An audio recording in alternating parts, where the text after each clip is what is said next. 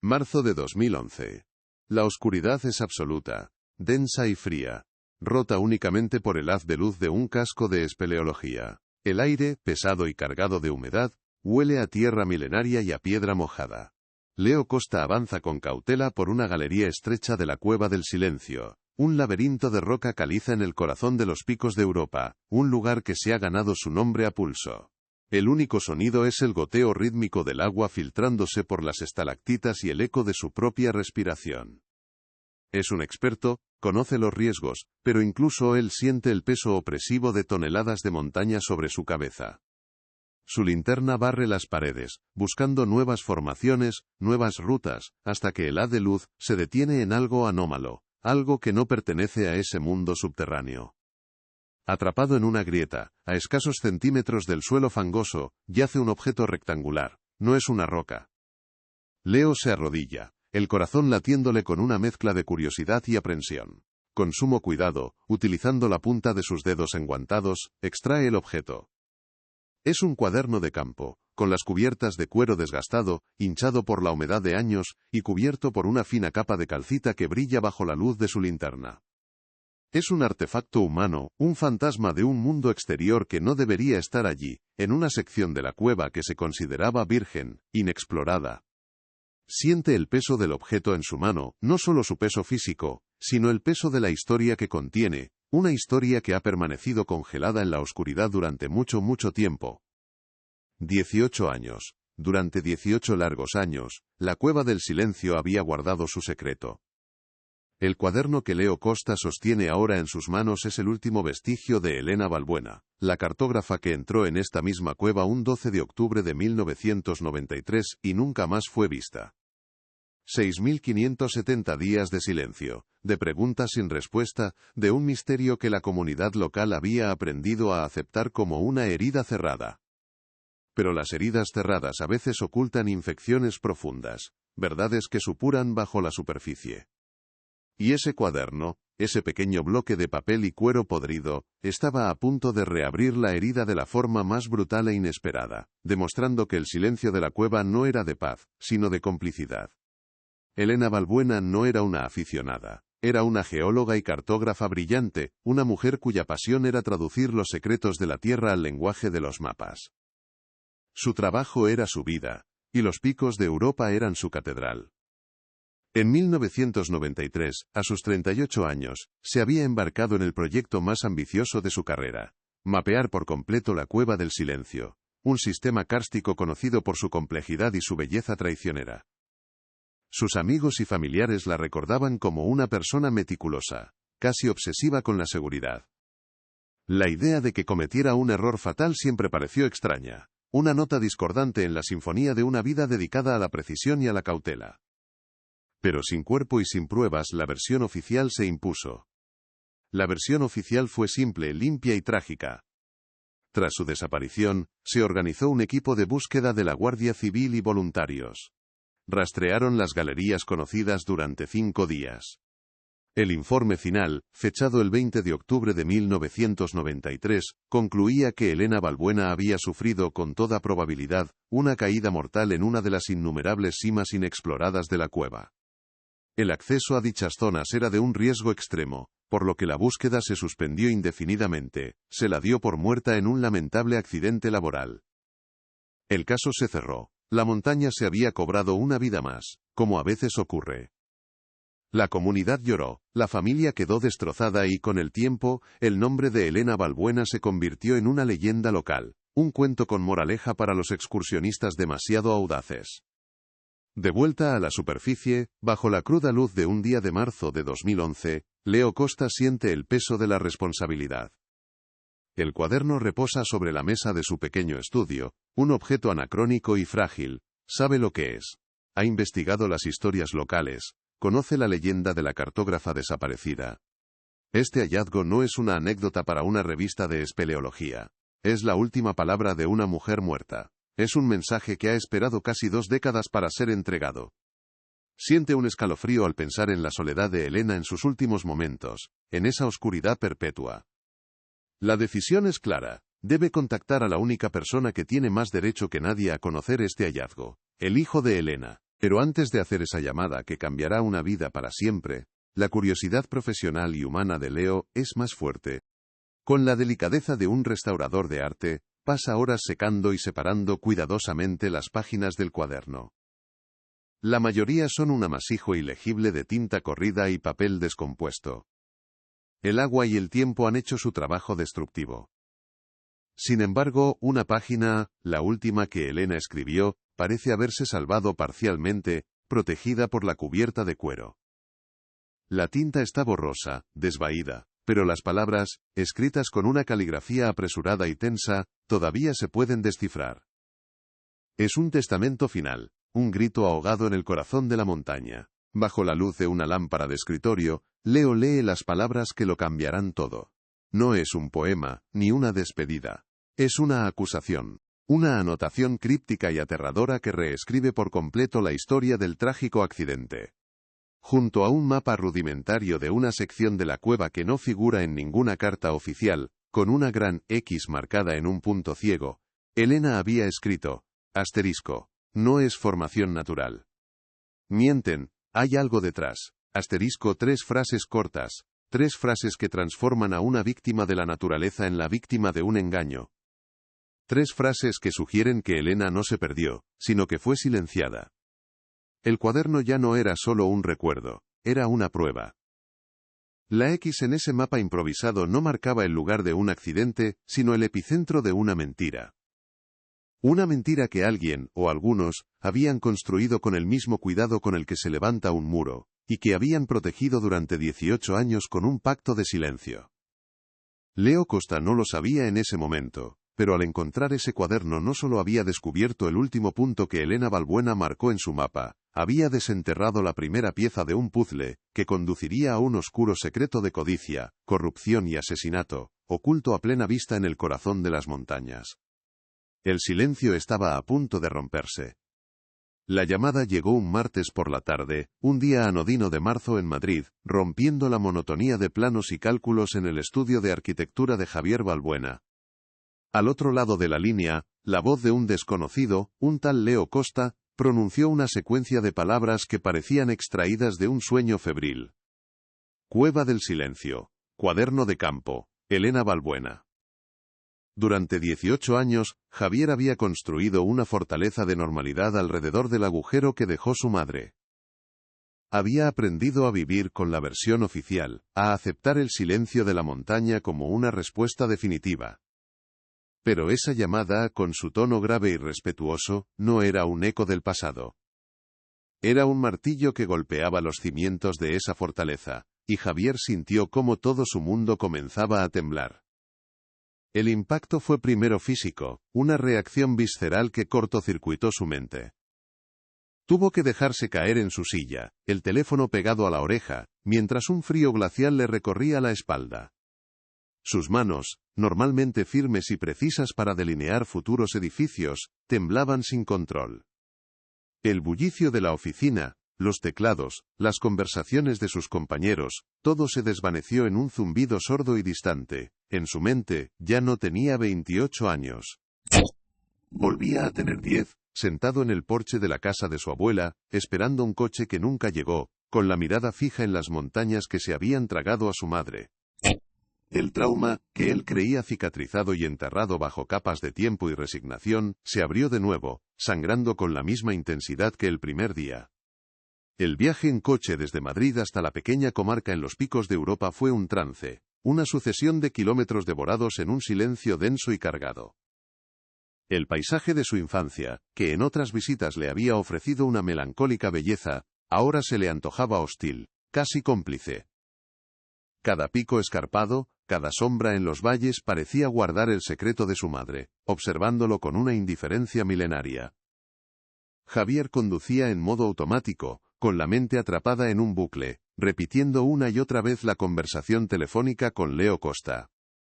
Las palabras, lo encontré en una sección inexplorada, resonaban en su cabeza, cada repetición abriendo una nueva grieta en la narrativa del accidente que le habían contado, y que él se había forzado a creer para poder seguir adelante. Encontró a Leo Costa en un pequeño estudio abarrotado de mapas topográficos, equipos de espeleología y libros de geología. Era un hombre de pocas palabras, con una mirada tranquila que denotaba un profundo respeto por la montaña y sus misterios. Sin preámbulos innecesarios, Leo colocó el objeto sobre una mesa de madera. Allí estaba.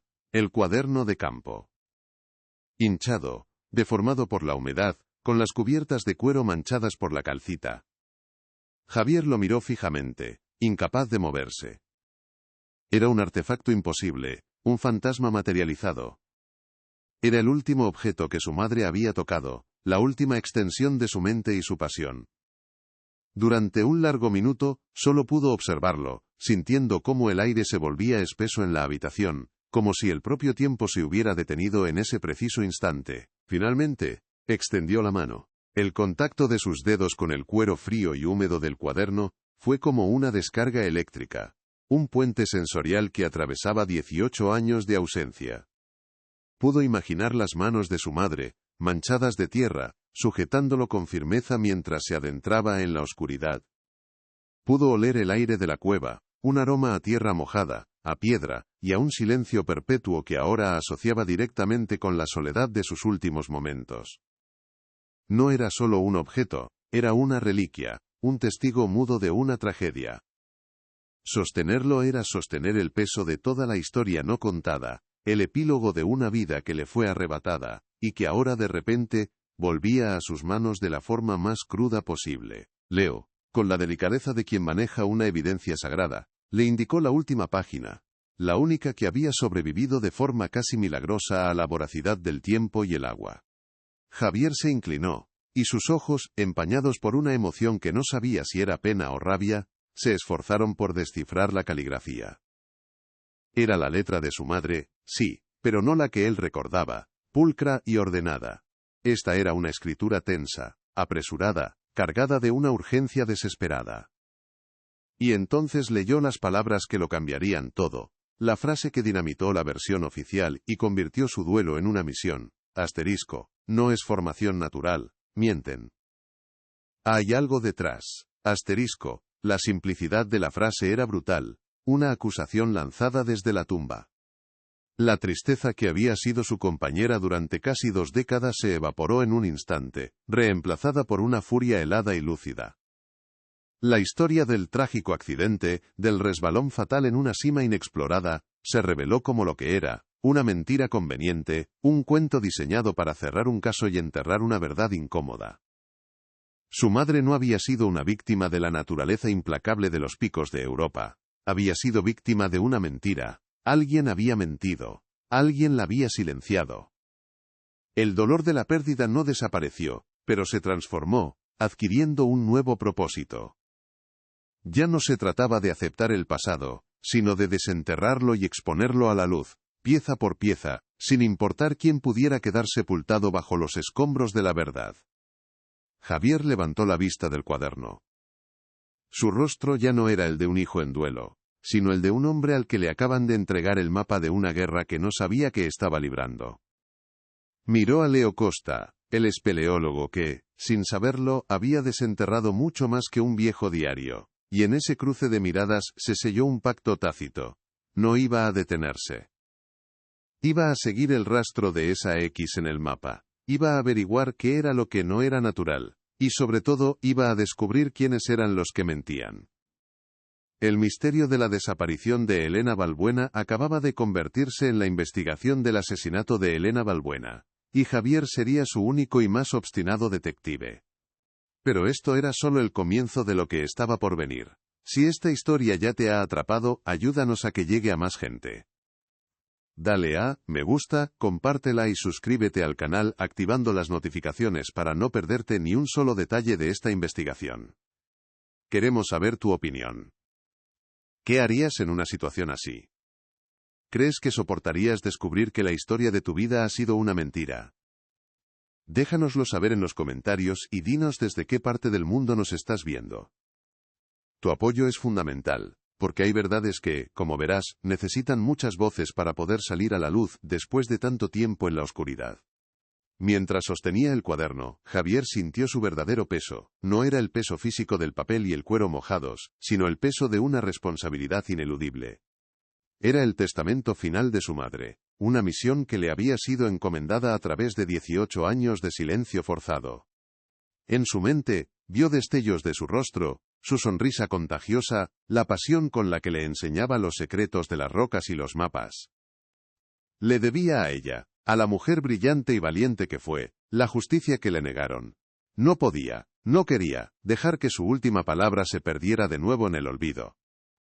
Su descubrimiento no era un punto final, sino el punto de partida de un camino que estaba decidido a recorrer hasta el final. Al salir de la casa de Leo, el cuaderno envuelto con sumo cuidado y apretado contra su pecho, Javier sintió el aire frío de la noche en la cara, pero por dentro ardía una llama nueva. El arquitecto, acostumbrado a diseñar y construir estructuras sobre cimientos sólidos, tenía ahora un nuevo proyecto. Demoler, ladrillo a ladrillo, el muro de mentiras que alguien había levantado casi 2 décadas atrás. Su vida, que hasta ese momento se había basado en el esfuerzo de olvidar y seguir adelante, acababa de encontrar un nuevo norte, una nueva dirección. Y esa dirección apuntaba directamente hacia atrás, hacia la oscuridad, hacia el corazón mismo de la cueva del silencio. Para entender la magnitud de lo que ese cuaderno significaba, debemos retroceder en el tiempo. Viajar a 1993. Un año en que el mundo se movía a un ritmo diferente. Elena Balbuena no era simplemente una aficionada a las montañas, era una fuerza de la naturaleza, una geóloga y cartógrafa de prestigio cuya reputación la precedía en los círculos académicos de toda España. A sus 38 años, poseía una mente analítica y una pasión casi poética por descifrar el lenguaje oculto en las rocas y los estratos terrestres. Su proyecto de mapear la Cueva del Silencio no era un capricho, sino la culminación de una carrera dedicada a la precisión. Era metódica, obsesiva con los protocolos de seguridad y profundamente respetuosa con el poder impredecible de la naturaleza. La idea de que cometiera un error de principiante era para quienes la conocían simplemente inconcebible. Esa pasión por la tierra se traducía en una ternura infinita cuando estaba con su hijo Javier, que entonces tenía solo 10 años. Para él su madre no era una científica de renombre, sino una maga que podía leer historias en las piedras y dibujar mundos secretos en hojas de papel. Recordaba con una claridad dolorosa las tardes en las que ella extendía enormes mapas topográficos en el suelo del salón, y con su dedo, le enseñaba a navegar por valles y montañas, prometiéndole que algún día explorarían juntos las maravillas que ella estaba documentando. Elena era su brújula, su norte. La promesa de su regreso de la Cueva del Silencio no era solo la vuelta de una madre, sino la continuación de un mundo lleno de aventuras y descubrimientos compartidos que, de un día para otro, se desvaneció en la niebla. La comarca de los Picos de Europa, en aquel entonces, era un lugar de contrastes. Un paraíso de una belleza sobrecogedora, pero también un territorio duro, forjado por inviernos inclementes, y un aislamiento que moldeaba el carácter de sus gentes. La vida transcurría al ritmo de las estaciones, entre la ganadería, las tradiciones ancestrales, y un incipiente turismo que empezaba a descubrir la región. Era una comunidad cerrada, donde todos se conocían, y las noticias, buenas o malas, volaban de boca en boca con la velocidad del viento que barría las cumbres. La montaña era a la vez su sustento y su verdugo, un ente vivo al que se respetaba y se temía a partes iguales. Un lugar perfecto para guardar secretos, donde la naturaleza a menudo ofrecía la coartada perfecta para las tragedias humanas. En el centro de la vida social y política de la comarca se encontraba Ricardo Montes. En 1993 era el alcalde, un hombre carismático y visionario que había llegado al poder, con la promesa de modernizar la región, de traer prosperidad sin sacrificar la esencia de su tierra. Propietario de una próspera empresa de construcción, Construcciones Montes, era visto como un benefactor, un hombre hecho a sí mismo que reinvertía sus ganancias en la comunidad. Tenía el don de la palabra, una sonrisa fácil y una red de contactos que se extendía mucho más allá de los límites de los valles. Era la cara del progreso, la figura a la que todos acudían en busca de soluciones, un pilar de respetabilidad que parecía tan sólido e inamovible como las propias montañas que lo rodeaban. La Cueva del Silencio, por su parte, era el corazón oscuro y misterioso de esa geografía. Su nombre no era casual. En sus profundidades, el sonido moría, absorbido por la inmensidad de sus galerías y la roca milenaria. Era famosa entre la comunidad de espeleólogos por su endiablada complejidad, un laberinto tridimensional de simas, ríos subterráneos y salas tan vastas como catedrales góticas. Se decía que estaba viva, que sus pasadizos cambiaban con las estaciones, y que guardaba en su interior formaciones geológicas únicas en el mundo. Mapearla por completo era considerado el santo grial de la cartografía subterránea en España, un desafío que había disuadido a muchos, pero que para Elena Balbuena representaba la oportunidad de dejar un legado imborrable en la ciencia que tanto amaba. Inevitablemente, los caminos de Elena y Ricardo Montes se cruzaron. Un proyecto de la envergadura del mapeo de la Cueva del Silencio requería permisos municipales, informes de impacto y una coordinación logística que pasaba directamente por el despacho del alcalde. Montes se mostró públicamente como un entusiasta del proyecto de Elena. Lo vendió como una iniciativa que pondría a la comarca en el mapa científico y atraería un turismo de calidad. En sus encuentros fue cortés, eficiente y colaborador. Para Elena él era simplemente un trámite burocrático, un político facilitador. Nunca sospechó que, tras la fachada de apoyo institucional, se ocultaban intereses que iban mucho más allá de la ciencia o el progreso de la comunidad. Aquel mes de octubre de 1993, el otoño había pintado los bosques de ocres y dorados. El aire era frío y limpio, y había una sensación de calma y normalidad en toda la comarca. Elena ultimaba los preparativos para su incursión definitiva en la cueva, la que le permitiría conectar las últimas secciones inexploradas de su mapa. Se despidió de Javier con un abrazo y la promesa de traerle un trozo de cristal de roca de las entrañas del mundo. El 12 de octubre, festivo nacional, aparcó su vehículo cerca de la entrada de la cueva, se equipó con su material, y con la determinación que la caracterizaba, se adentró en la oscuridad. Nadie en la superficie podía imaginar que su meticuloso mapa estaba a punto de llevarla a un punto que nadie quería que fuese descubierto. La historia oficial diría que la montaña, en su indiferencia majestuosa, se la tragó. Que la Cueva del Silencio reclamó su tributo, como ya había hecho antes con otros audaces. Pero la verdad era mucho más terrenal y siniestra. Bajo la aparente tranquilidad de la vida en la comarca, la codicia había cavado sus propios túneles, mucho más oscuros y profundos que cualquiera de los que Elena pretendía cartografiar. La pasión de la científica por desenterrar los secretos de la Tierra estaba a punto de colisionar fatalmente con la determinación de un hombre por enterrar los suyos para siempre. El silencio que estaba a punto de caer sobre el nombre de Elena Balbuena no sería natural, sería un silencio construido, impuesto y vigilado durante 18 largos años. La empresa de Ricardo Montes, Construcciones Montes, era mucho más que un negocio local. Era el corazón económico y logístico de toda la comarca. Sus camiones eran los que transportaban los materiales para las nuevas carreteras, sus grúas las que levantaban los hoteles rurales que atraían al turismo. Y sus empleados, una parte significativa de la población activa.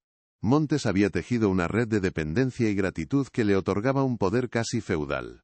Se le veía como un patriarca, el hombre que había sacado a la región del atraso.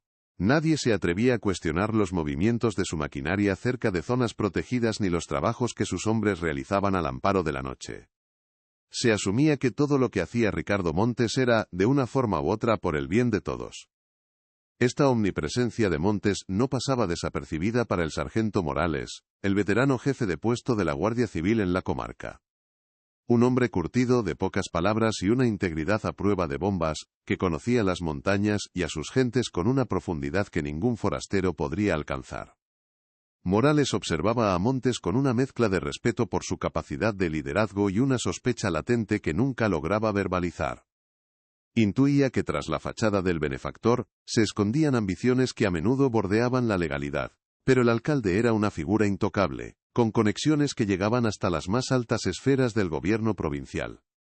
Enfrentarse a él sin una prueba contundente y definitiva, no solo era inútil, era un suicidio profesional. Cuando Elena Balbuena fue declarada desaparecida, fue el sargento Morales quien asumió el mando de la operación de búsqueda. Con una profesionalidad impecable, movilizó a sus hombres y coordinó a las decenas de voluntarios, espeleólogos y montañeros que se ofrecieron a ayudar. Durante 5 largos días, peinaron cada galería conocida, descendieron a cada sima accesible y siguieron cada posible rastro. El propio Morales, a pesar de sus 50 años, se adentró en la cueva, sintiendo la opresión de la roca y el frío húmedo calándole los huesos. Pero la cueva del silencio era un ente monstruoso, un laberinto infinito que parecía burlarse de sus esfuerzos. La frustración crecía con cada hora que pasaba, y el optimismo inicial se fue congelando, como el agua en las estalactitas. La presión para cerrar el caso llegó de forma sutil pero inequívoca. Al 5.º día de búsqueda, con los equipos agotados y el mal tiempo amenazando con hacer impracticable cualquier nueva incursión, Morales recibió una llamada. No fue de sus superiores directos, sino de un alto cargo político de la provincia, un hombre conocido por su estrecha amistad con Ricardo Montes. La conversación fue breve y amigable, llena de falsa preocupación por la seguridad de los rescatadores. Se le aconsejó encarecidamente que no arriesgara más vidas en una búsqueda con nulas probabilidades de éxito. El mensaje envuelto en seda era de acero, era hora de parar. La versión del accidente era la más lógica, la más segura y, sobre todo, la más conveniente para todos. Atrapado entre su deber como guardia civil y una orden velada que no podía desobedecer sin arriesgarlo todo, Morales tomó la decisión más difícil de su carrera. Redactó el informe final, un documento frío y burocrático que sellaba el destino de Elena Balbuena en los archivos. Caída accidental en una sima de profundidad desconocida en una zona inexplorada de la cueva. Las palabras eran precisas, técnicas y completamente vacías de la verdad que él intuía, pero no podía probar. La comunidad aceptó la conclusión con la sombría resignación de quien está acostumbrado a los caprichos de la montaña. La cueva del silencio, se había cobrado una vida más. El caso se cerró, y el silencio, un silencio denso y artificial, cayó sobre la comarca. Para el pequeño Javier, las formalidades no significaban nada. El informe de la Guardia Civil, las noticias en el periódico local, las palabras de consuelo de los vecinos, todo era un ruido de fondo incomprensible. Él solo entendía la ausencia. La ausencia del coche de su madre aparcando frente a casa, la ausencia de su voz llamándolo para cenar, la ausencia de los mapas extendidos en el suelo. El cierre oficial de la búsqueda fue la última palada de tierra sobre un ataúd invisible. La montaña no se había tragado a su madre. Un mundo de adultos incomprensible se la había arrebatado, dejando un vacío que ninguna explicación oficial podía llenar. La promesa de volver con un tesoro de las entrañas de la tierra se había convertido en una herida perpetua. Pocos recordaban un detalle que, en su momento, pareció insignificante. Unos días antes de su última incursión, Elena había telefoneado a una colega geóloga de la Universidad de Oviedo. Estaba eufórica. Le habló de incongruencias estructurales en una de las galerías más profundas, de una pared que no se correspondía con la composición kárstica del resto de la cueva. Es como si la montaña tuviera una cicatriz por dentro, algo que no debería estar ahí, le dijo, con la excitación del científico a punto de hacer un descubrimiento revolucionario. Su colega lo atribuyó a su pasión desbordante. Nadie imaginó que esa cicatriz en la montaña era precisamente el hallazgo que la condenaría a muerte, la verdad que alguien estaba dispuesto a todo por mantener oculta. Así, el otoño de 1993 concluyó con una mentira perfectamente construida. Elena Balbuena pasó a ser una mártir de la ciencia, una leyenda local. Ricardo Montes consolidó su imagen de líder preocupado por su gente, lamentando públicamente la tragedia. El sargento Morales guardó su secreto, un peso que cargaría en su conciencia durante los siguientes 18 años. Y la cueva del silencio, fiel a su nombre, no dijo nada. Se convirtió en un mausoleo natural, un lugar de respeto y temor. Pero bajo la quietud de la superficie la verdad no había muerto. Simplemente esperaba, congelada en el tiempo, en las páginas de un cuaderno de cuero, aguardando a que un haz de luz volviera a encontrarla en la oscuridad. Con el cuaderno de Elena como única brújula, Javier tomó su primera decisión como investigador. No acudiría a la Guardia Civil, no todavía. La frase «mienten», garabateada con desesperación, había sembrado en él una profunda desconfianza hacia las mismas instituciones que habían aceptado la versión del accidente con tanta facilidad 18 años atrás.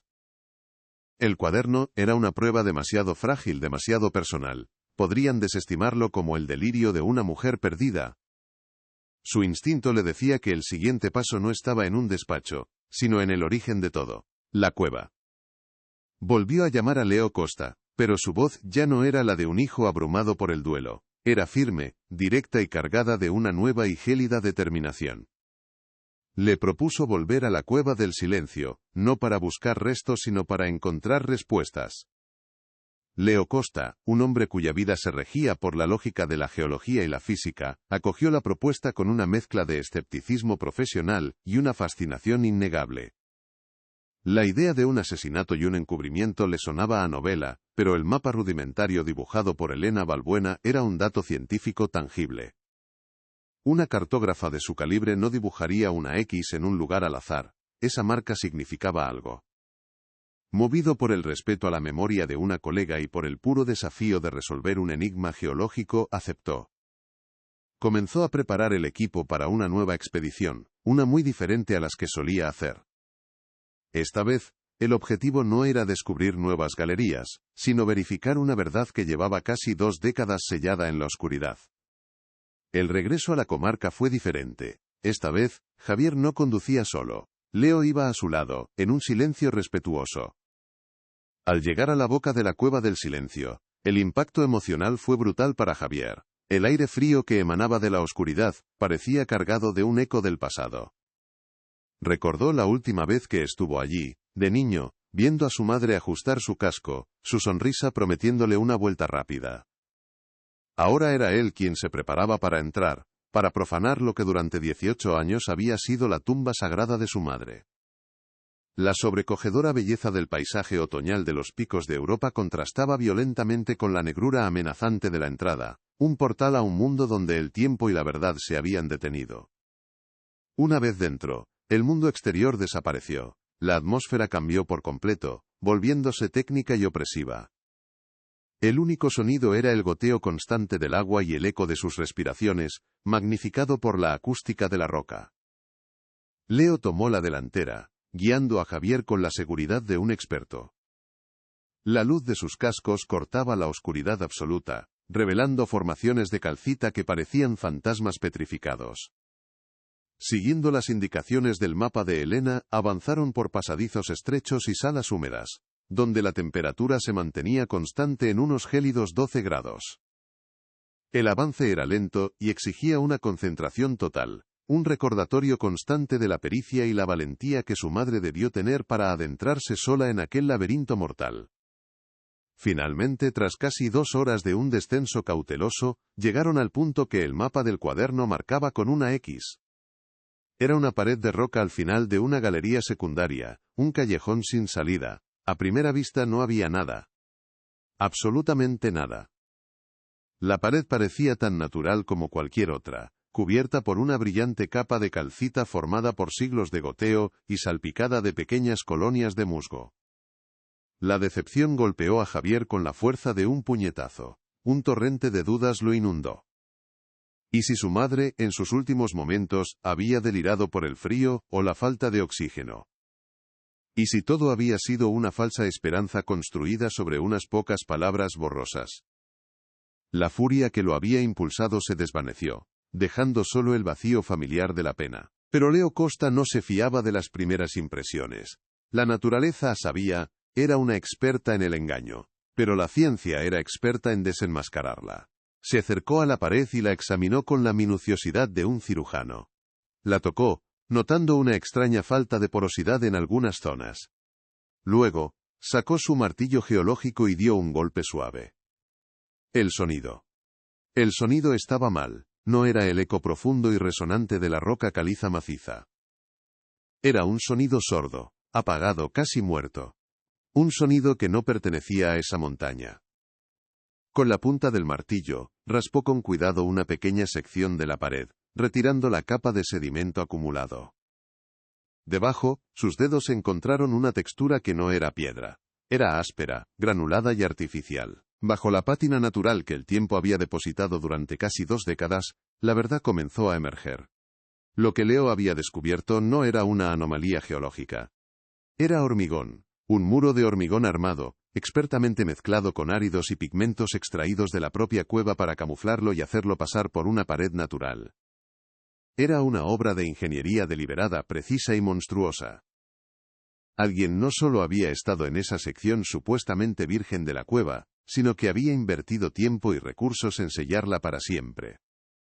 La frase de Elena, "no es formación natural", resonó en la mente de Javier con una claridad aterradora. No era una metáfora. Era una descripción literal de la escena de un crimen. La revelación lo cambió todo de forma irreversible. La pena y la duda se evaporaron, reemplazadas por un horror lúcido y helado. Su madre no se había perdido en una sima. Su madre no había sido víctima de un accidente. La habían encerrado. O habían encerrado algo con ella. Aquella pared no era el final de una galería, era el principio de una conspiración. La cueva del silencio dejó de ser un mausoleo natural para convertirse en una tumba construida por manos humanas, un sarcófago de cemento en el corazón de la montaña. La pregunta que había atormentado a Javier durante toda su vida cambió. Ya no era qué le había pasado a su madre, sino qué secreto ocultaba ese muro que justificara un asesinato y un encubrimiento tan elaborado. El silencio que siguió a la revelación de Leo fue más denso y profundo que la propia oscuridad de la cueva. La palabra hormigón quedó suspendida en el aire helado, un término industrial y profano en aquel santuario natural. Javier se quedó inmóvil, con la mirada fija en la pared. Ya no veía una simple formación rocosa, sino un monumento a una mentira, una lápida anónima erigida en el corazón de la montaña. Un frío que no tenía nada que ver con la temperatura de la cueva le recorrió el cuerpo, un frío que nacía en el estómago y se extendía hasta la punta de los dedos. El horror de la comprensión era paralizante. Su madre no se había perdido. Su madre no había caído. A su madre la habían sepultado viva, o habían sepultado su cuerpo tras un muro de silencio de cemento y piedra. Leo, por su parte, continuó su análisis con una calma profesional que contrastaba brutalmente con la tormenta emocional de Javier. Con la luz de su casco, señaló pequeñas inconsistencias en la textura y el color de la pared. Quien hizo esto era un experto, murmuró, más para sí mismo que para Javier. Usaron áridos y pigmentos de la propia cueva para mezclar el hormigón. Lo aplicaron y texturizaron para imitar la erosión natural. Esto no fue el trabajo de un par de aficionados con sacos de cemento. Esto requirió planificación, conocimiento geológico y acceso a maquinaria pesada para traer los materiales hasta aquí sin dejar rastro. Estamos hablando de una operación logística compleja, llevada a cabo por profesionales. La implicación era clara. Solo una empresa con recursos significativos podría haber logrado algo así en un lugar tan remoto. Javier finalmente se movió. Extendió una mano temblorosa y tocó la pared. La sensación bajo sus dedos confirmó la horrible verdad. No era la textura porosa y fría de la roca caliza, sino la superficie granulada y muerta del cemento. El contacto fue como recibir una confesión directa del crimen. Pudo imaginar a su madre, al otro lado descubriendo lo que no debía, y a sus asesinos trabajando con fría eficacia para sellar su secreto para siempre. La palabra mienten, garabateada en el cuaderno, ya no era una sospecha, era el eco de la última verdad que su madre había intentado contar. La rabia, pura y gélida, desplazó al horror. Ya no había espacio para la pena, solo para una determinación inquebrantable de derribar ese muro y exponer a quienes lo construyeron. El viaje de regreso a la superficie fue una procesión fúnebre a la inversa. Salían de una tumba para llevar la noticia de su existencia al mundo exterior. Cada paso en el ascenso parecía pesar el doble. La oscuridad, que a la entrada les había parecido un elemento natural y majestuoso, ahora se sentía cómplice, una manta opresiva que había guardado el secreto durante demasiado tiempo. No intercambiaron muchas palabras. No era necesario. El peso de lo que habían descubierto llenaba el silencio entre ellos.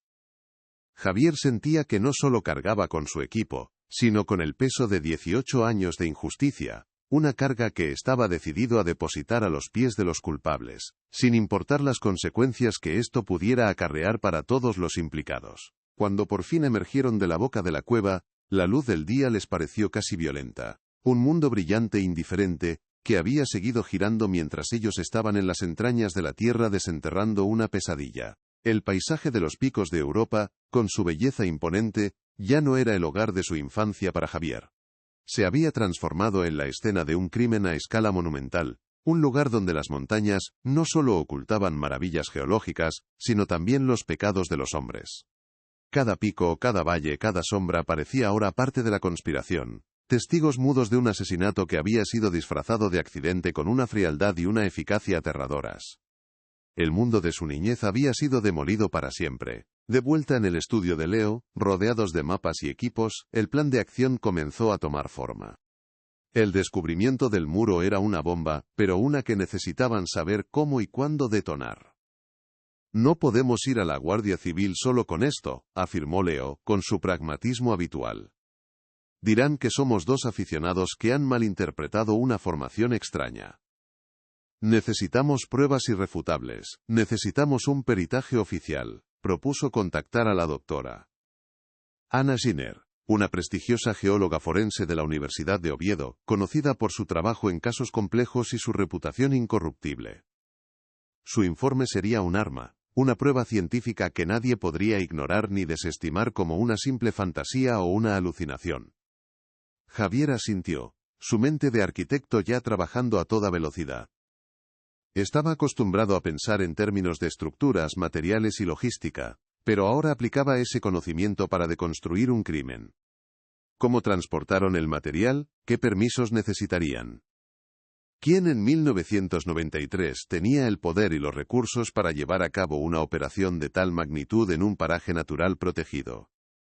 La figura del entonces alcalde Ricardo Montes, y su omnipresente empresa constructora, apareció en su mente como una respuesta obvia y escalofriante. La emoción cruda del descubrimiento se estaba canalizando ahora en una estrategia fría y metódica. No cometería ningún error. Se lo debía a la memoria de su madre y a la meticulosidad que la había caracterizado en vida. La decisión estaba tomada: contactar a la doctora Giner era el siguiente paso lógico, el movimiento que elevaría su investigación privada a un nuevo nivel de seriedad.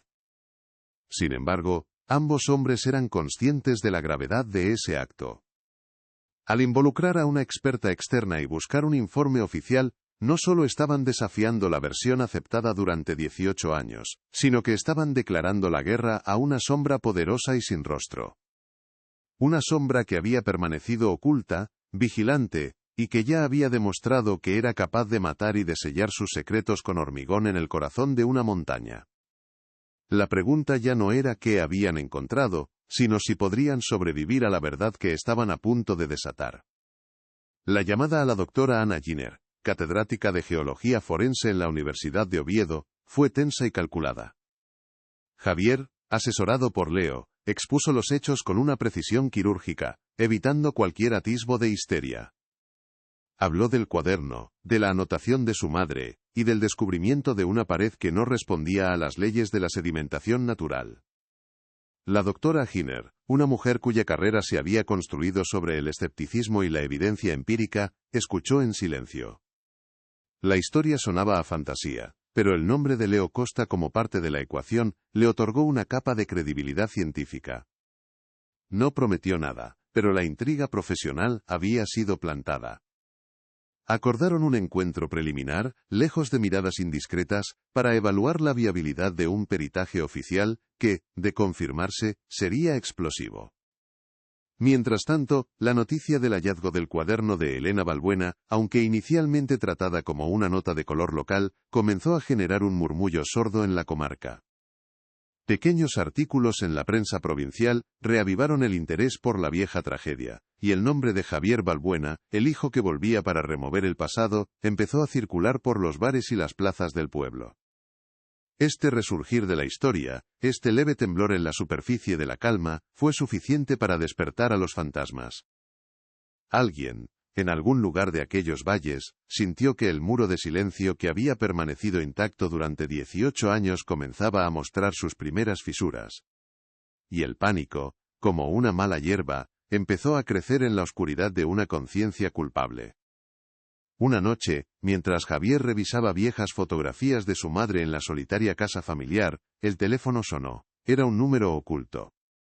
Al otro lado de la línea, una voz de hombre, anciana, quebrada por el peso de los años y de algo más pesado aún, la culpa. La voz no se identificó. Solo pidió que escuchara. Con frases cortas y entrecortadas, como si cada palabra le costara un esfuerzo sobrehumano, el desconocido comenzó a relatar los eventos de la búsqueda de 1993, desde una perspectiva que no figuraba en ningún informe oficial.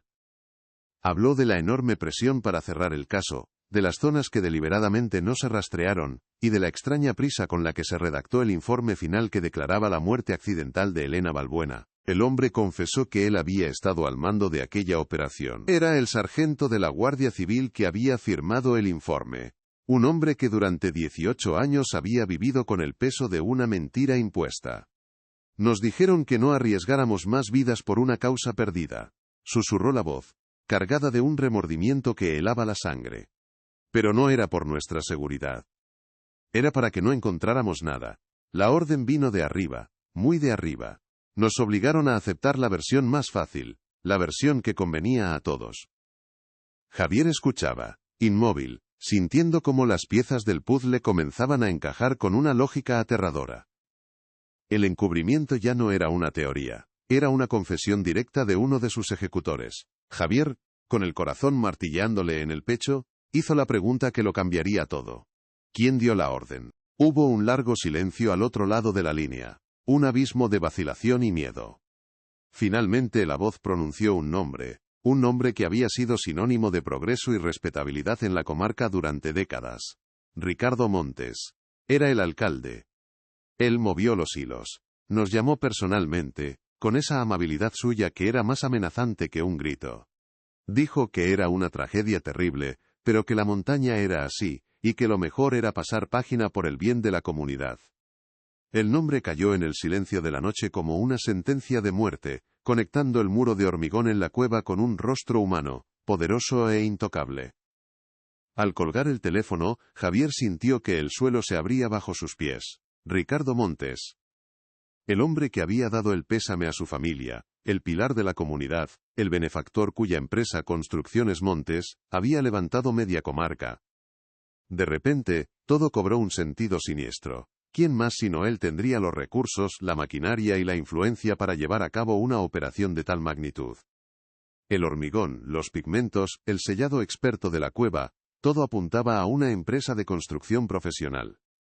La fachada de filántropo de Montes se desmoronó en la mente de Javier, revelando la silueta de un monstruo calculador que había construido su imperio sobre el silencio, y, muy posiblemente, sobre la tumba de su madre. La furia dio paso a una estrategia fría y metódica. Con un objetivo claro, Javier cambió el campo de batalla. Dejó momentáneamente de lado la cueva y se sumergió en el lugar donde las conspiraciones a menudo dejan un rastro de papel: los archivos municipales y el registro de la propiedad. Como arquitecto sabía moverse en ese mundo de planos, licencias y escrituras. Durante días, se encerró entre legajos polvorientos y libros de actas, buscando cualquier conexión entre Ricardo Montes, su empresa y la Cueva del Silencio en el año 1993. Estaba buscando la aguja en un pajar, el error administrativo, la pieza de burocracia que delatara la verdad oculta tras casi 2 décadas de mentiras perfectamente administradas y aceptadas por todos. El primer hallazgo fue sísmico. En el registro de la propiedad encontró una serie de transacciones que le helaron la sangre. En junio de 1993, apenas 4 meses antes de la desaparición de su madre, una sociedad pantalla vinculada directamente a Ricardo Montes había adquirido la totalidad de los terrenos situados justo encima del sistema kárstico de la Cueva del Silencio. La compra se había realizado discretamente, sin publicidad, justificándola como una inversión agrícola a largo plazo. La coincidencia era demasiado brutal para ser casual. Montes no solo tenía los medios para sellar la cueva, se había asegurado de ser el dueño legal del terreno bajo el cual se ocultaba el secreto, dándole un control absoluto sobre el acceso y cualquier actividad en la zona. El golpe de gracia llegó al revisar las licencias de obra de aquel mismo año. Allí estaba, En una carpeta olvidada, un permiso especial concedido por el propio ayuntamiento que él presidía a su propia empresa, Construcciones Montes. El concepto era vago y perfecto. Obras urgentes de consolidación del terreno para prevenir desprendimientos en la ladera. Era la coartada maestra. Con esa licencia, Montes podía mover camiones, excavadoras, hormigoneras y personal a cualquier hora del día o de la noche, justo en la zona de la cueva, sin que nadie pudiera cuestionarlo. Legalmente, estaba protegiendo la montaña. En realidad, estaba construyendo una tumba y borrando las huellas de un crimen a plena vista de todos. Con las escrituras en una mano y la licencia de obras en la otra, Javier sintió que sostenía el arma del crimen. Ya tenía el quién, el cómo y el cuándo. La llamada del sargento Morales había sido la chispa, pero estos documentos eran la pólvora. La conspiración ya no era una historia susurrada por un anciano arrepentido. Era un hecho documentado, una red de corrupción y poder que implicaba al hombre más respetado de la comarca. Sin embargo, la pregunta más importante seguía flotando en el aire, más grande y oscura que nunca. ¿Por qué? ¿Qué había descubierto su madre en las profundidades de esa cueva que fuera tan valioso o tan peligroso como para justificar un asesinato y un encubrimiento de tal magnitud? La investigación había escalado a un nivel de no retorno. Ya no se trataba solo de hacer justicia por Elena Balbuena. Se trataba de desenmascarar una red de corrupción que había echado raíces profundas en el corazón de la comarca, con Ricardo Montes como su indiscutible capo. Javier era consciente de que, al seguir tirando de este hilo, no solo se enfrentaba a un hombre poderoso, sino a todo un sistema que se había beneficiado de su silencio y de su control durante casi 20 años. El siguiente paso sería confrontar a la bestia en su propia guarida, pero sabía que la bestia no dudaría en volver a matar para proteger el secreto que se ocultaba detrás de aquel muro de hormigón en las entrañas de la tierra. Con las escrituras de los terrenos y la licencia de obras en su poder, Javier sentía que sostenía el esqueleto de la conspiración. Tenía el quién, Ricardo Montes. Tenía el cómo, su empresa constructora, utilizada como una herramienta de precisión para ejecutar un crimen y sellarlo con hormigón. Tenía el cuándo, los meses previos y posteriores a la desaparición de su madre. Sin embargo, la pregunta más crucial, la que daría sentido a toda aquella monstruosidad, seguía siendo un abismo insondable. ¿Por qué? ¿Qué había en las profundidades de la cueva del silencio que valiera la vida de una mujer y 18 años de un silencio impuesto por el miedo? Esa pregunta se convirtió en su nueva obsesión, el motor que lo empujaría a dar el paso más peligroso de todos. El siguiente movimiento fue presentar su arsenal de pruebas a la única persona que podía darles una validez científica incontestable, la doctora Anna Giner. En una discreta cafetería de Oviedo, lejos de las miradas y los oídos de la comarca, Javier y Leo extendieron sobre la mesa el cuaderno, las copias de las escrituras y la licencia de obras. Javier, que hasta entonces había mantenido una postura de prudente escepticismo profesional, examinó los documentos en silencio. La expresión de su rostro cambió lentamente. Ya no se trataba de la historia de un hijo desesperado. Era una confluencia de evidencias, una triangulación perfecta entre el testimonio de una víctima, la prueba física en la cueva y una coartada burocrática sospechosa. La geóloga forense asintió. Accedió a realizar un primer análisis no invasivo. El informe preliminar de la doctora Giner llegó una semana después, y fue una bomba de relojería. Utilizando un georradar de última generación, un equipo capaz de sondear la densidad y composición del subsuelo sin necesidad de perforar, los resultados fueron inequívocos. El análisis confirmaba la presencia de una estructura de hormigón armado, con una densidad y composición totalmente ajenas a la roca kárstica circundante. Pero había más. El radar detectó algo que heló la sangre de Javier. Detrás del muro, el equipo señalaba una cavidad, un vacío de tamaño considerable. No era solo un sello, era la puerta de una cámara oculta. La ciencia acababa de confirmar que la X de Elena no marcaba su tumba, sino la entrada a un secreto que alguien había querido enterrar para siempre. Armado con el informe de Giner, Javier supo que había llegado el momento de llevar la batalla al terreno legal. Contactó con un joven y ambicioso abogado de Oviedo, recomendado por un colega arquitecto, un hombre conocido por no tener miedo a enfrentarse a casos difíciles. El letrado, Marcos Herrera, escuchó la historia completa, desde el cuaderno, hasta el georradar, con una concentración absoluta. Su rostro era una mezcla de fascinación y extrema cautela. «Lo que tienes es explosivo, Javier», le dijo finalmente, «pero te enfrentas a Ricardo Montes. Es más que un empresario rico. Es una institución. Para que un juez nos dé una orden para derribar ese muro, necesitamos algo más que pruebas circunstanciales. Necesitamos un móvil creíble para el asesinato. Sin el porqué, todo esto podría desmoronarse». La advertencia del abogado resonó en la mente de Javier. La justicia, al parecer, no solo necesitaba la verdad, sino una narrativa coherente que la sostuviera. El móvil del crimen era la pieza que faltaba en el arco de su acusación, la clave de bóveda que impediría que todo el edificio se viniera abajo. Decidió cambiar de táctica. Si la respuesta no estaba en los archivos, quizás estuviera en el hombre. Comenzó una investigación paralela sobre la vida de Ricardo Montes, no sobre sus negocios, sino sobre sus pasiones. Habló con antiguos empleados, con rivales olvidados, con periodistas locales, y un patrón comenzó a emerger. Montes no era solo un constructor. Era un afamado y discreto coleccionista de antigüedades, un hombre con una pasión casi obsesiva por la historia y los artefactos únicos. La oportunidad para la confrontación llegó de forma inesperada. Ricardo Montes, en su papel de filántropo y mecenas cultural, organizaba una cena benéfica en un parador nacional de la comarca.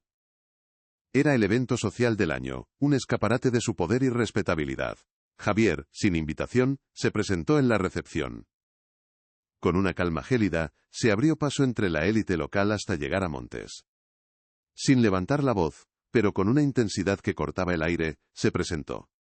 «Soy Javier Balbuena, el hijo de la cartógrafa».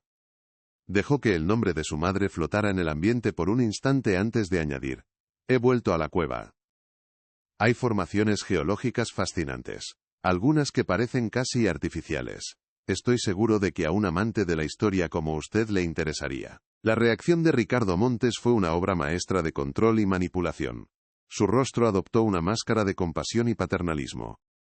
Puso una mano en el hombro de Javier y, con una voz lo suficientemente alta para que los que estaban cerca oyeran, dijo: «Hijo, la pérdida de tu madre fue una tragedia que todos lamentamos.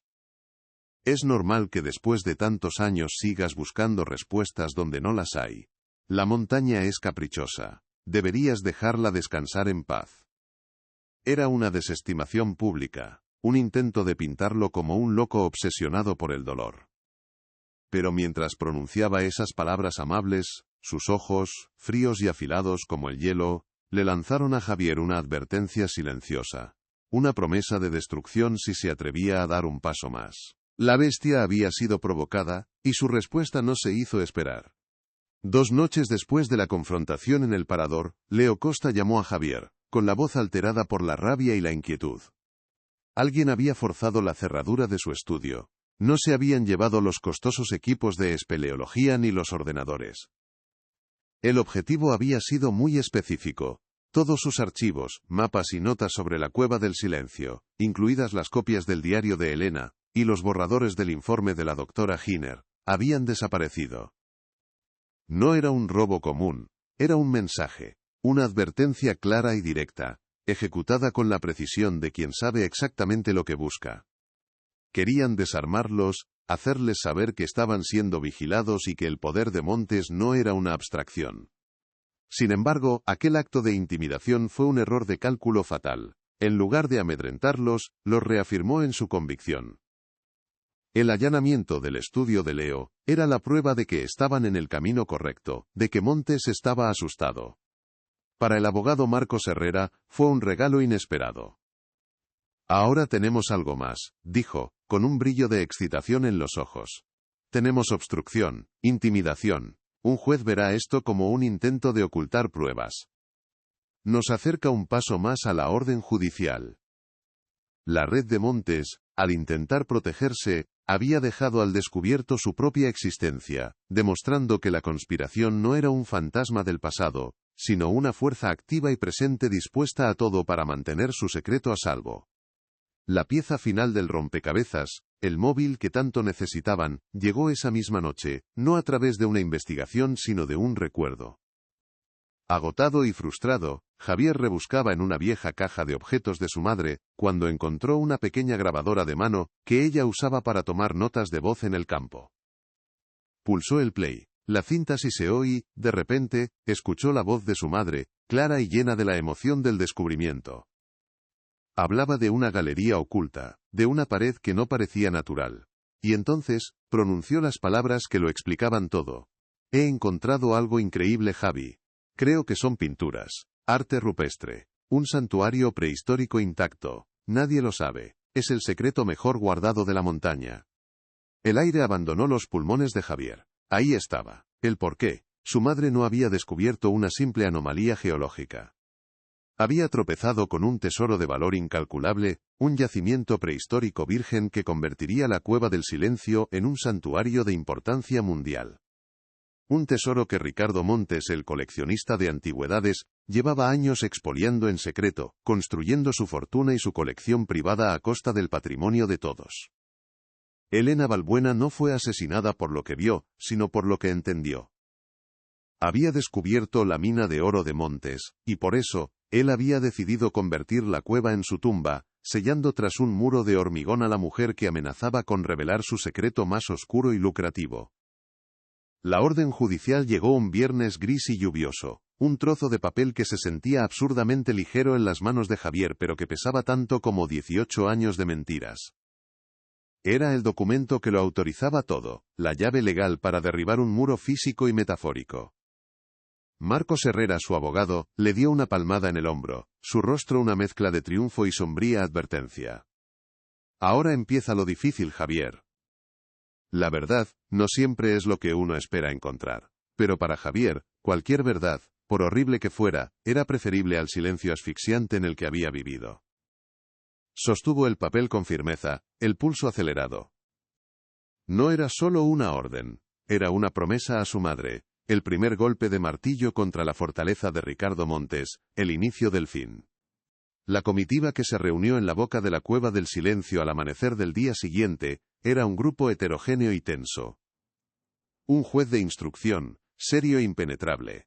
Un equipo de la Unidad de Delitos Complejos de la Guardia Civil de Oviedo, hombres que no debían lealtad a nadie en la comarca. La doctora Ana Giner, con su equipo de georradar bajo el brazo. Leo Costa, cuyo rostro reflejaba la solemnidad de quien está a punto de profanar un lugar que ama. Y Javier, el epicentro de aquel terremoto.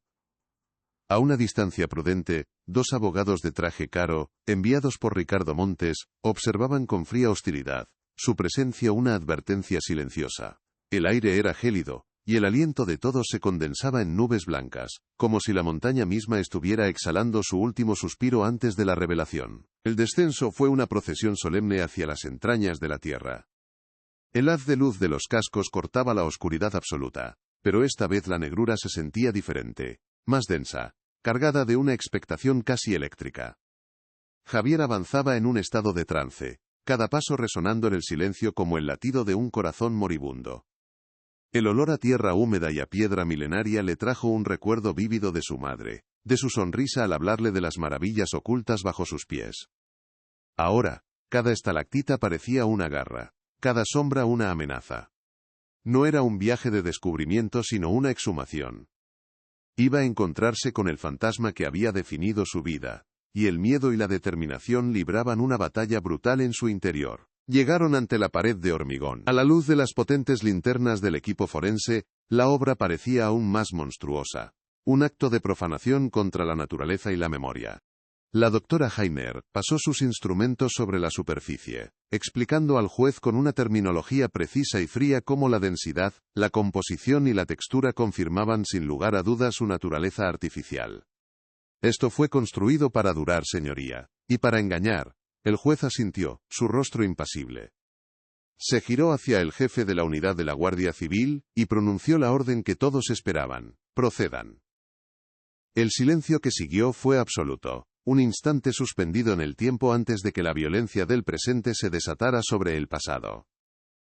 El primer golpe del taladro percutor fue un estruendo ensordecedor, una obscenidad acústica que desgarró el silencio sagrado de la cueva. El sonido rebotó por las galerías, un grito metálico y furioso que parecía despertar a los ecos dormidos durante décadas. Javier se estremeció violentamente, como si la broca estuviera perforando su propio pecho. El polvo de cemento y roca pulverizada llenó el aire, creando un halo fantasmal alrededor de las luces. Era un sonido de destrucción, pero también de creación, la destrucción de una mentira para dar a luz a una verdad terrible.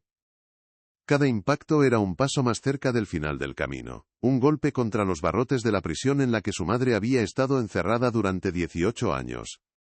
El muro se resistía con una tenacidad inesperada. El hormigón mezclado por expertos era de una dureza excepcional, una fortaleza diseñada para no ceder jamás.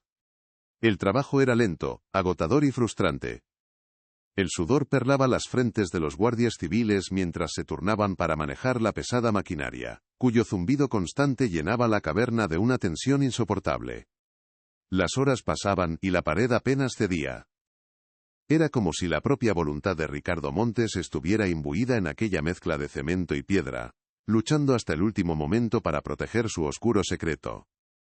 Javier observaba, con los músculos agarrotados, sintiendo que cada minuto de resistencia era un minuto más de victoria para el asesino de su madre, un minuto más de injusticia.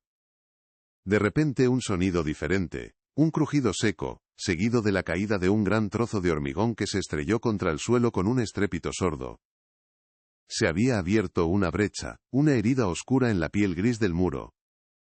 A través de ella, se escapó una bocanada de aire viciado, un aliento que había estado sellado durante casi 2 décadas.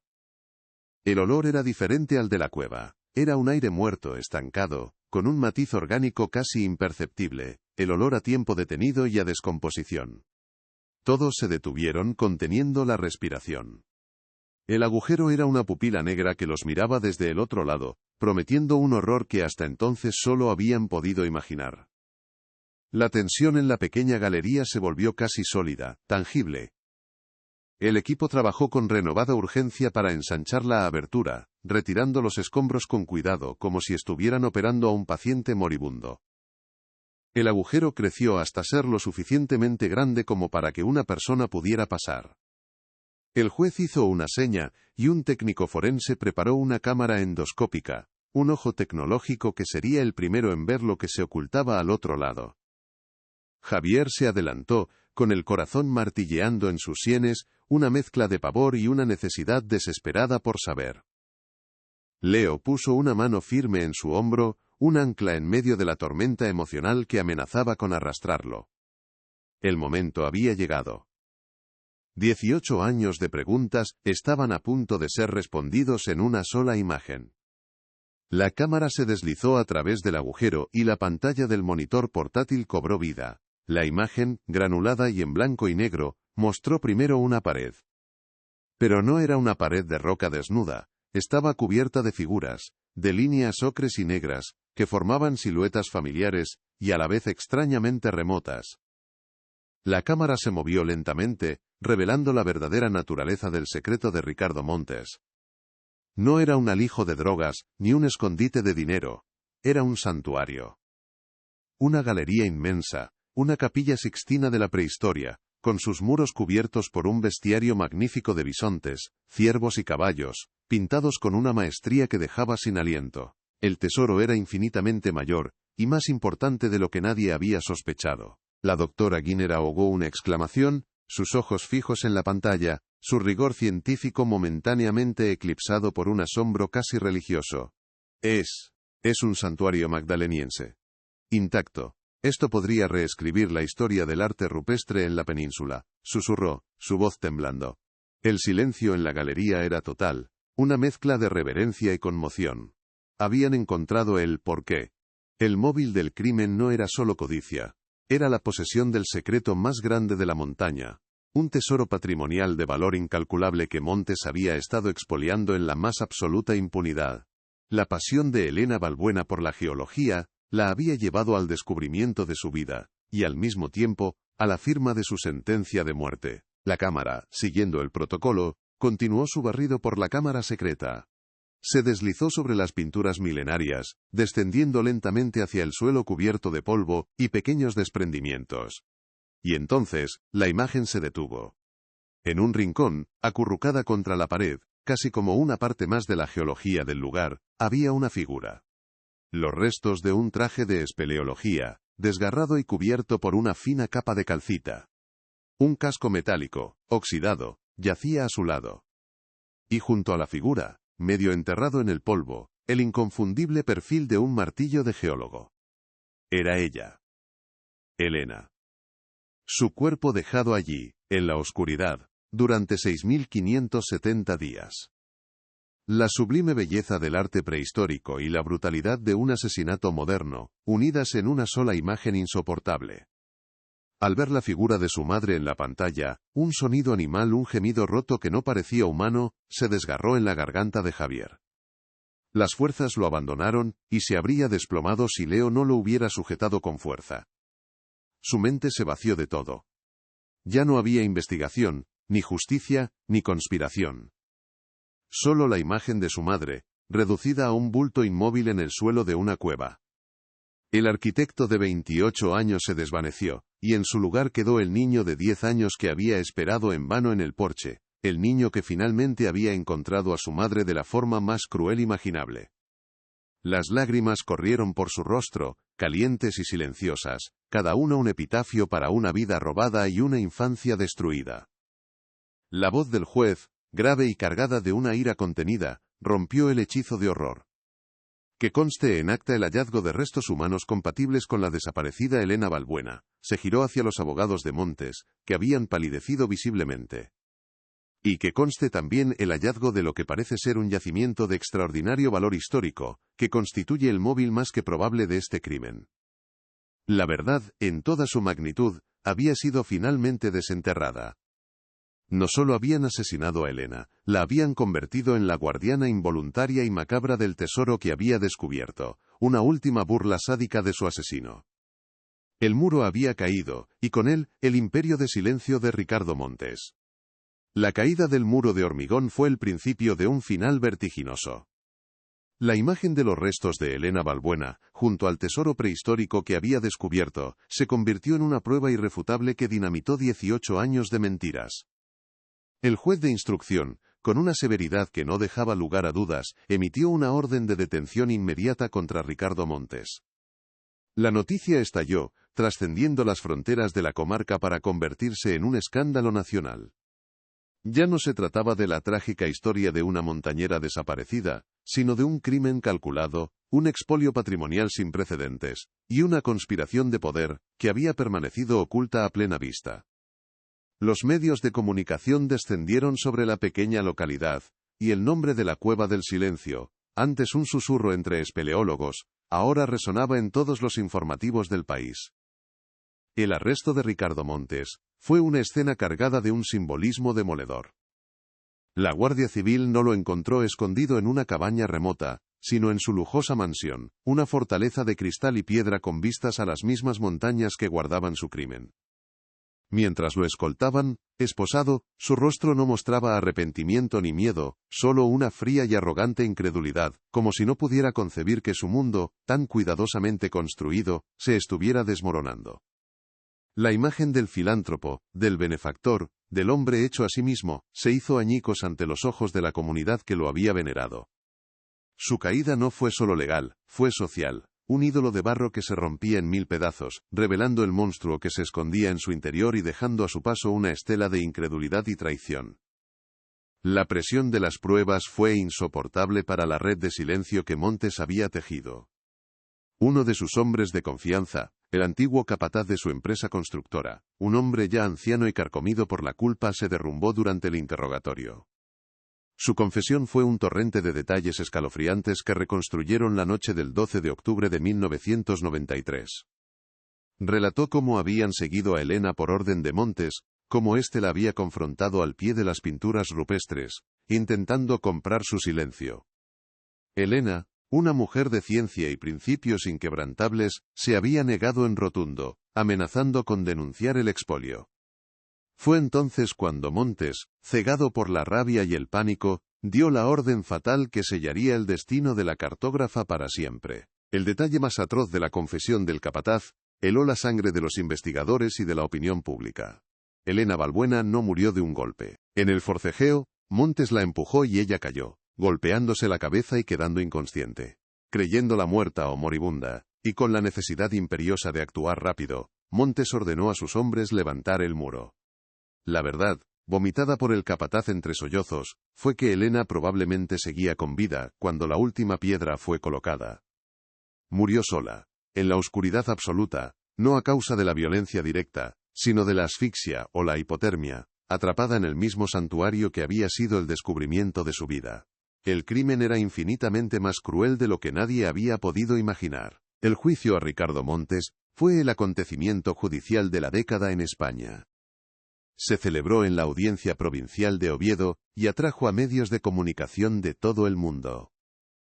La defensa, a cargo de un prestigioso y caro bufete de abogados, intentó desacreditar a Javier, pintándolo como un hijo obsesionado, y a Elena como una intrusa imprudente. Pero la montaña de pruebas era una avalancha imposible de detener.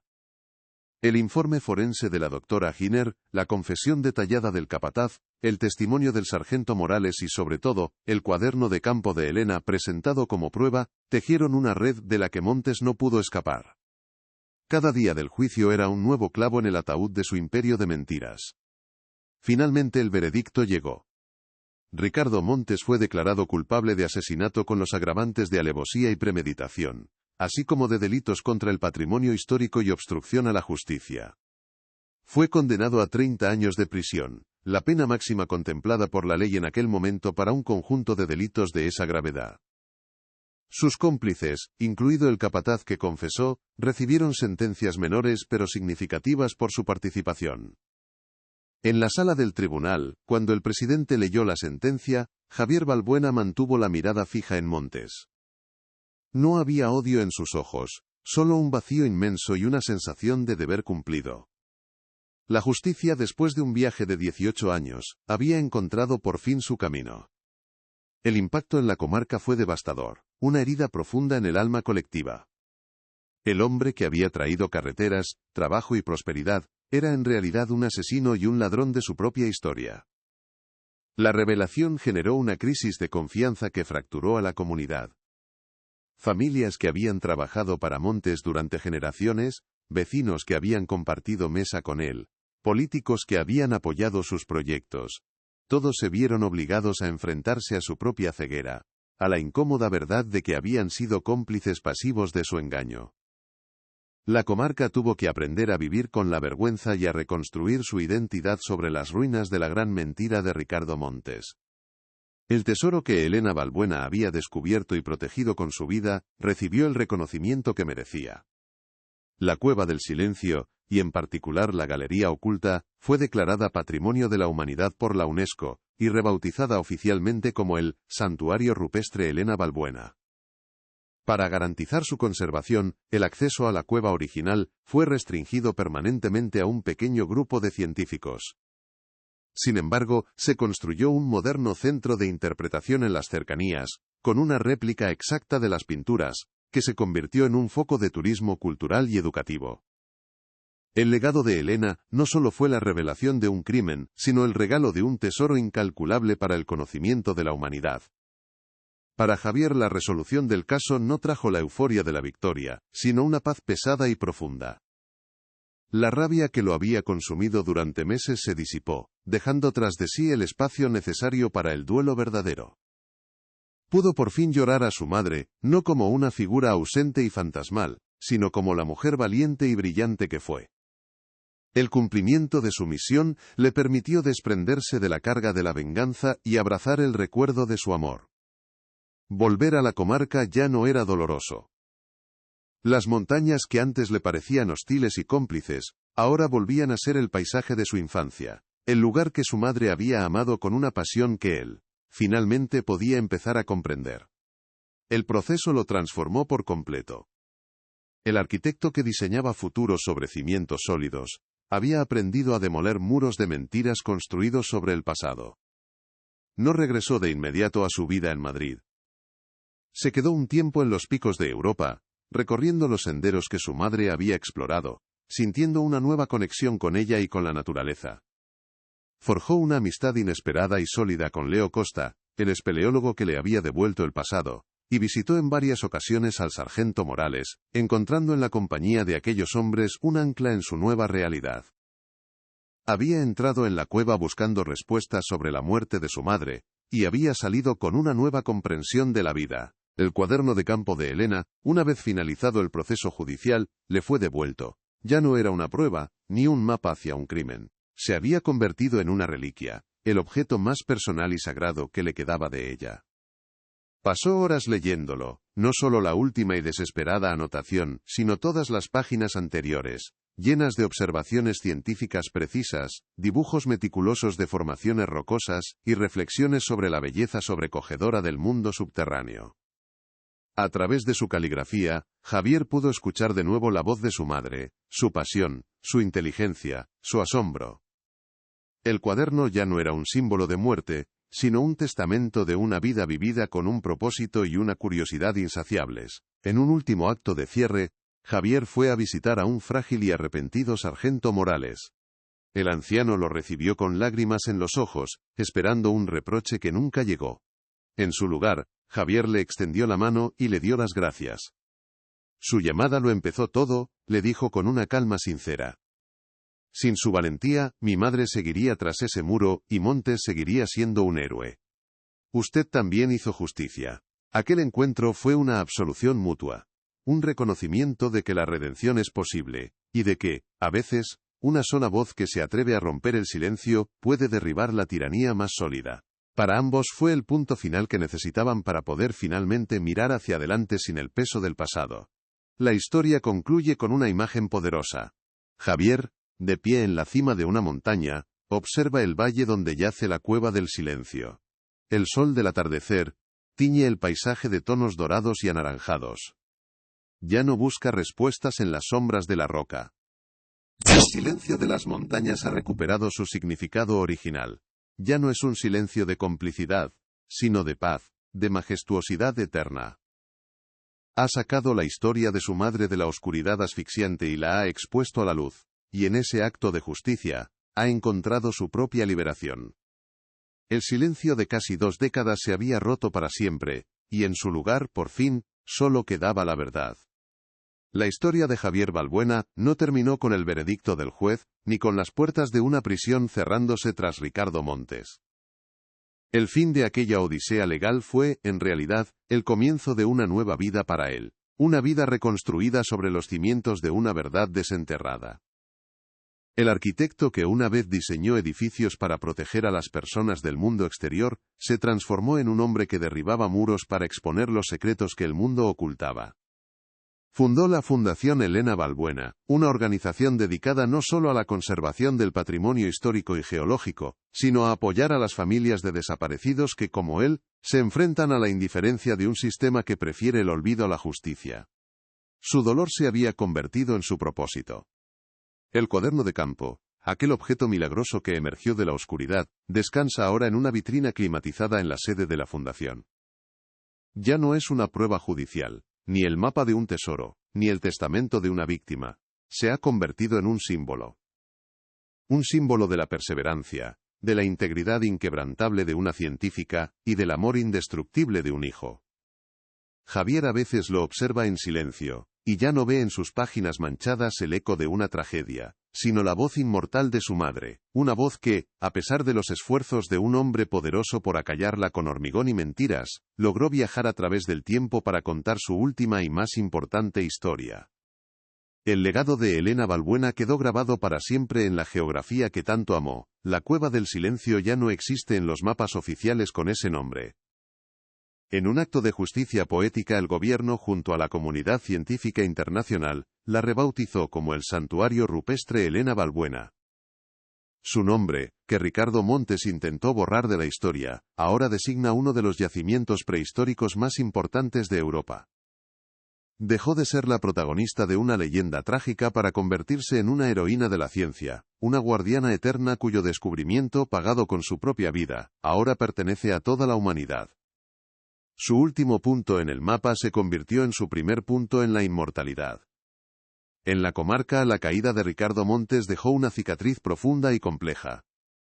La revelación de que su mayor benefactor era en realidad un monstruo que había robado su historia y asesinado a uno de los suyos, sumió a la comunidad en un estado de introspección colectiva y dolorosa.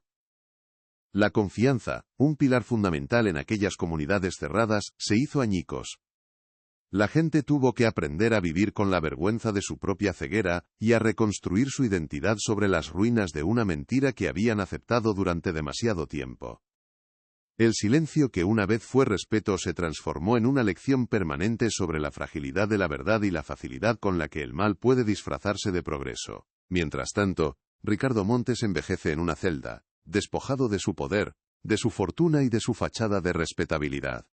El hombre que se creía dueño de las montañas y de la historia, ahora vive confinado entre cuatro paredes, un silencio impuesto que es la burla final a su crimen. Su nombre, antes pronunciado con admiración, ahora es sinónimo de traición y asesinato. Su imperio, construido sobre el expolio y el silencio, se derrumbó con la misma contundencia que el muro que él mismo ordenó levantar. Al final, no pudo poseer el tesoro que tanto ansiaba. Solo logró convertirse en el oscuro y miserable epílogo de la brillante historia de Elena Balbuena. Esta crónica es, en esencia, la historia de una batalla desigual entre la memoria y el olvido, entre la integridad de un cuaderno de campo y el poder de una red de corrupción. Demuestra que no hay mentira, por muy elaborada que sea, que pueda resistir la fuerza de un hijo que se niega a olvidar, y que convierte su duelo en una búsqueda implacable de justicia. La historia de Elena y Javier es un testimonio de que la verdad, a veces, solo necesita una pequeña grieta en el muro del silencio para encontrar su camino hacia la luz, sin importar cuántos años hayan pasado, ni cuán profundas sean las sombras que la ocultan. Y esto fue solo el comienzo de algo mucho más grande. La victoria de Javier inspiró a otros. En la comarca y en regiones cercanas, viejos casos sin resolver, desapariciones atribuidas a la fatalidad y silencios convenientes comenzaron a ser cuestionados por familias que habían perdido la esperanza. La caída de un hombre tan poderoso como Ricardo Montes demostró que nadie es intocable, y que la justicia, aunque lenta, es posible. Si esta investigación te ha conmovido, suscríbete y activa las notificaciones, porque seguiremos contando historias de verdades que luchan por salir a la luz. Y cuéntanos en los comentarios, ¿crees que en tu propia comunidad existen secretos esperando a que alguien tenga el valor de desenterrarlos? La Cueva del Silencio recuperó finalmente la paz. Durante 18 años, su nombre había sido una cruel ironía, un sinónimo del silencio cómplice que ocultaba un asesinato. Pero la naturaleza tiene su propia forma de justicia, su propio ritmo. El agua que casi destruye el cuaderno fue la misma que lo arrastró hasta la grieta donde Leo Costa pudo encontrarlo. La montaña que fue escenario del crimen fue también la que conservó el cuerpo de Elena y el tesoro que ella descubrió. Al final, la cueva no traicionó a la cartógrafa que la exploró con tanto respeto. Simplemente guardó sus secretos, todos ellos, esperando pacientemente el momento adecuado para revelarlos al mundo. El silencio que ahora reina en sus profundidades ya no es el de un secreto oscuro, sino el silencio sagrado de un santuario. Es el silencio del respeto a una historia milenaria, y el silencio del homenaje a la mujer que la sacó de la oscuridad. La última anotación de Elena Balbuena no fue un grito ahogado en la negrura, fue una semilla plantada en el tiempo. Una semilla que tardó 18 años en germinar, pero que cuando lo hizo derribó un imperio de mentiras. Porque al final, la verdad más profunda no es la que se grita, sino la que, una vez revelada, impone un silencio que ya nadie se atreverá a romper.